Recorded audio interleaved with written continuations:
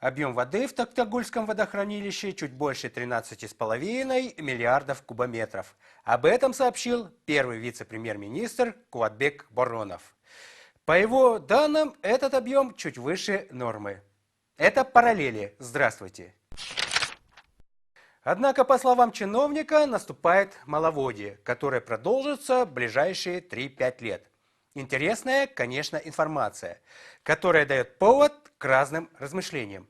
В их числе и мысль о том, что вся экономика Кыргызстана глобально зависима от случайных факторов, которые хоть и не противоречат ей, но и не зарождают ее системное и поступательное движение вперед. Иначе говоря, отсутствует надежная и реальная основа у общего плана развития. Как следствие, энергетика зависима от природных явлений, реальный сектор от вклада мигрантов, социальная сфера от категориальных грантов и другой безвозмездной помощи. Вот, кстати, вам и 3 спасательных буя, благодаря которым местная экономика еще держится на плаву.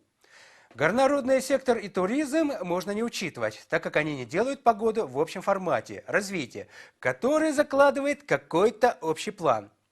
Ведь жить без плана – это все равно, что ждать с моря погоду, в том числе и маловодный период.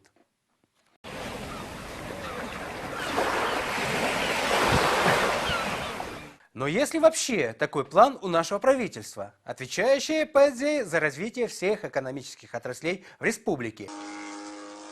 В то время, как наши космические корабли бороздят просторы Вселенной. Здесь я имею в виду реальный план, а не формальные прожекты и радужные перспективы, которыми чиновники любят морочить голову на различных встречах с народом и депутатами, селекторных и других совещаниях.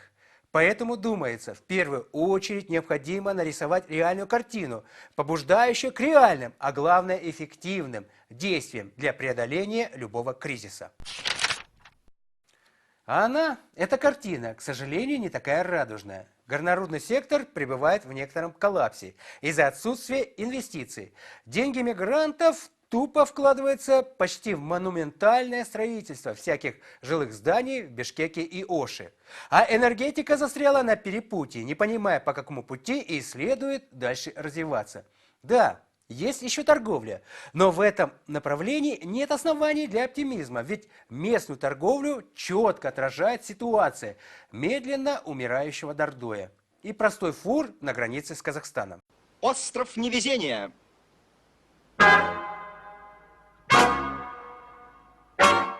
Кстати, где-то в прессе прошла информация, что вместо строительства каскада Верхненарынских ГЭС проще, быстрее, а главное дешевле построить одну атомную электростанцию, которая раз и навсегда решила бы вопрос с дефицитом электроэнергии. Спорное, однако, решение. Тем более в 21 век, когда всюду идет развитие экологически безопасных, возобновляемых способов получения энергии. Но суть не в этом, а, как всегда, в человеческом факторе. Вот именно, с кризисом надо бороться, начиная с голов, или постепенно обновлять людей в ветвях власти. Главное в этом направлении поменять принципы назначения на всякие весомые должности. Проще говоря, вместо всяких обалдуев ставить дееспособных и профессиональных управленцев.